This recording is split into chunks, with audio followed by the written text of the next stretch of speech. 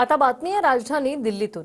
98व्या अखिल भारतीय मराठी साहित्य संमेलनाला आजपासून राजधानी दिल्लीत सुरुवात होते।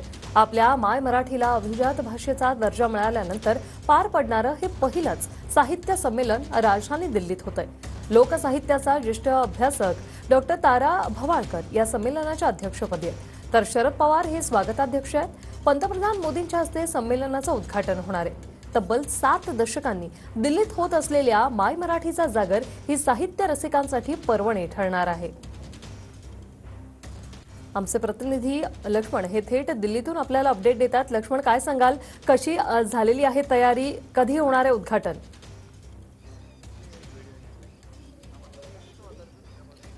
वृषाली, मराठी भाषेला अभिजात भाषेचा दर्जा मिळाल्यानंतर देशाची राजधानी असणाऱ्या दिल्ली या ठिकाणी अखिल भारतीय मराठी साहित्य संमेलन होत आहे। त्यामुळे निश्चितच महाराष्ट्र असेल किंवा महाराष्ट्रातील साहित्यप्रेमी यांच्यामध्ये आनंदाचं वातावरण आहे।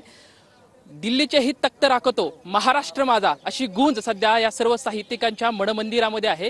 दिल्लीच्या प्रत्येक मुख्य रस्त्यावरती सध्या या साहित्य संमेलनाचे आशयाचे बॅनर सध्या झळकलेले पाहायला मिळते। खरं तर महाराष्ट्रातून अनेक साहित्यिक हे आता या ठिकाणी दिल्लीच्या ठिकाणी दाखल झालेले आहेत। आपण पाहताय की महाराष्ट्रातील वेगवेगळी वेशभूषा करून हे सर्व साहित्यिक सध्या या साहित्य नगरीमध्ये, खरं तर ज्या ठिकाणी तालटकोरा स्टेडियम आहे या ठिकाणी हे साहित्य संमेलन संपन्न होणार आहे। आणि या साहित्य संमेलन संपन्न होत असलेल्या छत्रपती शिवाजी महाराज साहित्य नगरी असं या साहित्य संमेलन नाव देण्यात आलं आहे। खरं तर महाराष्ट्राच्या कानाकोपऱ्यातून खरं तर वारकरी असतील, वारकरी आणि महाराष्ट्र हे महाराष्ट्राच्या भक्तीचं एक समीकरण आहे। कित्येक वारकरी आले असतील किंवा वेगवेगळे आपण पाहू शकते की शालेय विद्यार्थी आहेत, वेगळे साहित्यिक या ठिकाणी खरं तर दाखल झालेले आहेत। आणि आपण पाहू शकता एक उत्साहाचं वातावरण सध्या देशाची राजधानी असलेल्या दिल्लीमध्ये आपल्याला पाहायला मिळतंय।